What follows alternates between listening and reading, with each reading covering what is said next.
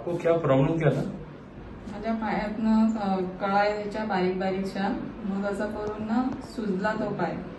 सुजला, जिना चढणे उतरणे मला फार त्रास व्हायचा. नंतर 2 वर्षाने हा पाय माझा अचानक सुजून गेला. सुजला त्याच्यामुळे मग मी घाबरली, सूज कमी का नाही होत. तिकडे आमच्या इकडे दवाखाने करते पण सूज कमीच नाही होत.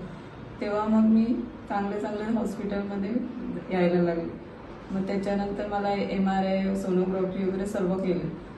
मग आता त्याच्यानंतर MRI झाला, सोनोग्राफी झाली, मग त्याच्यात गाठ दाखवलेली. ती फार वाढली गेली. त्याच्यामुळे रक्तप्रवाहाला दाब पडत होता, म्हणून ती सूज वाढली.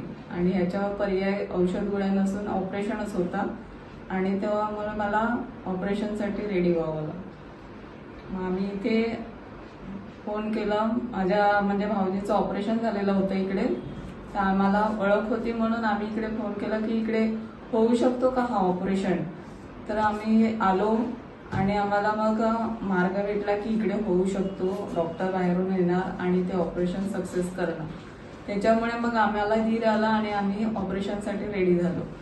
मग तो फॅमिली केअर हॉस्पिटल हा हॉस्पिटल आहे आणि त्याने आम्हाला खूप आश्वासन दिले की हा ऑपरेशन सक्सेस होणारच.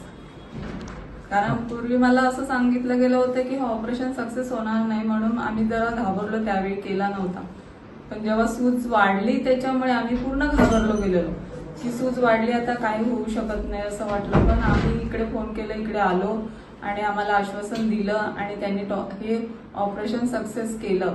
और डॉक्टर का कैसा कंसल्टेंट जो आपके सर्जन है उनका कैसा कंसल्टेंसी कैसा लगा आपको? अच्छा, बहुत अच्छा. इतना समझाया ना मेरे को. हम ऑपरेशन करता आम्हाला एवढं समजावून दाखवलं, हा असा होऊ शकतो, असं कटिंग होऊ शकते, अशी गाठ हळूहळू काढली जाऊ शकते.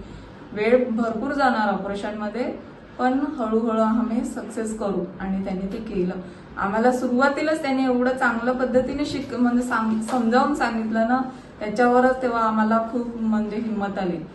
मतलब डॉक्टर से आप संतुष्ट हैं? हाँ, सब संतुष्ट. Okay. Doctor Sachin Kadam. Okay. Best doctor.